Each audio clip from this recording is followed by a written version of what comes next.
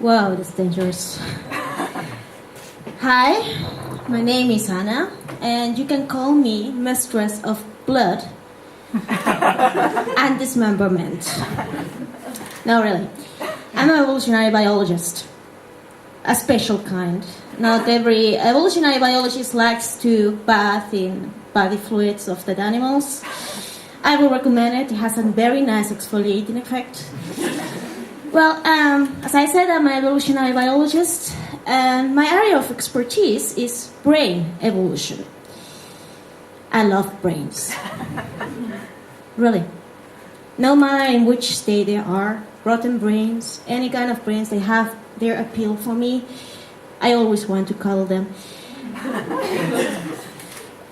But you will say, why study brain evolution? Well, brains are amazing, especially human ones. And we, as a species, we have a rather large brain after correcting for body size. Otherwise, every whale in the world will win us. Beat us, sorry. And the point is that why do we have these brains that are so large? Especially because you take into consideration that brains are 10% of our body mass and is consuming 20% of the energy we produce. And even by babies, it's even worse, it's 60%. Well, that's the reason why. I want to know why we managed to pay for those brains, or how we came with the crazy idea of investing into brains. And the way I do it is trying to look what happens in nature, looking for species that have larger brains than others, and try to figure out how that shit happened. So normally what you do is do comparative analysis. You take all the species, measure them, and try to figure out what happened. And in my case, what I did was testing an hypothesis that said that if everything is expensive, if you want your brains to increase, something else has to decrease. Not a thing. The original hypothesis predicted that bigger brains, smaller digestive tracts. So the point is that there was no data set. So that's how I began my PhD and the 2 most marvelous years of my life. Going around the world collecting carcasses of mammals and spending my work hours and some extra work hours in subterranean laboratories with artificial light and industrial ovens, measuring organs. Yeah, those were the good times.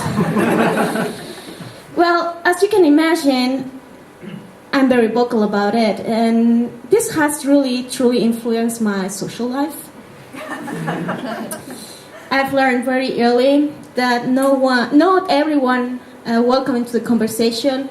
My explanation about the hedgehog uterus is so amazing. Yeah, double vagina is the code word.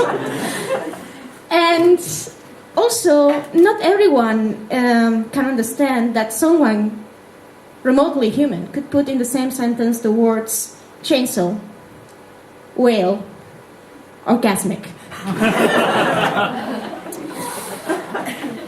My friends rather early stopped asking me what I was doing on the weekends, because once my answer was, I was enjoying myself looking at those photographs of primate cats. And also, another thing that I learned is that the sentence, do you want to know how big the prostate of a beaver is not the best pickup line ever. Especially if you are, like me, Spanish, and if you don't pay attention, you have problems distinguishing beaver the animal from beaver the singer.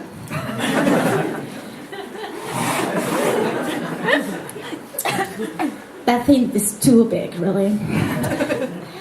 Well, as I said, my PhD I enjoyed very much. It was a very nice one. We found amazing results.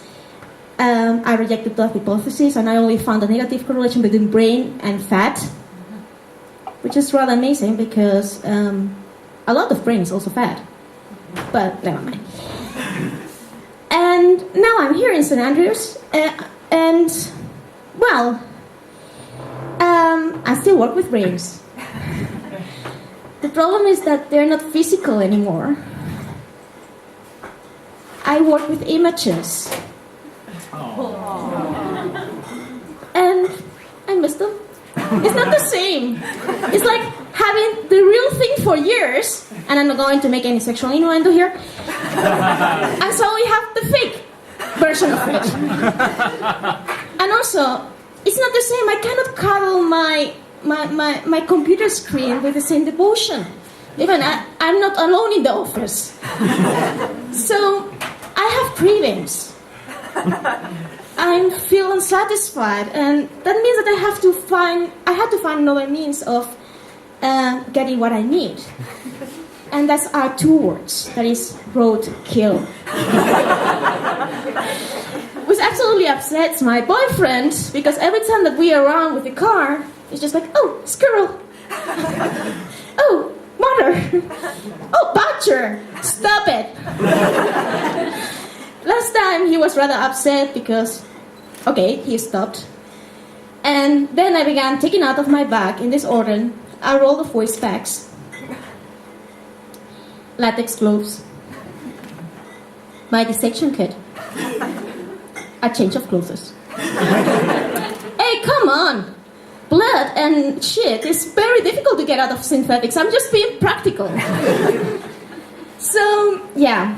My PhD has truly affected my research has truly affected my social life. And, well, at least I got already used of the police van going back and forth in front of my door. And, well, at least I'm not the strangest in the world. I've heard there are Americans here. Thank you for existing, guys. Now, really, I swear, once I was in the United States doing dissections. And normally people would avoid me. I don't know which reason. But that day I was dissecting a skunk. And suddenly every one of the researchers in the museum came along saying, "What are you doing?" It smells like childhood. I didn't ask. I was too happy. I can be remotely normal. So yeah, I love my research. The whole point is that I sometimes a little bit upset about how the world reacts to it, especially my family. But okay, let's be honest. I didn't tell my family what I'm doing. But nevertheless, rather recently, there's an anecdote I want to bring forth. That is that my sister called me, and I was really excited because my sister normally never pays attention to me. Biology is the... So she called me because she had a biological question. I was too soon to be excited, I must say. Her question was, "Anna, is it true that the real reason why the sea is salty is because the large amount of penguin shit and whale sperm that is diluted into it?"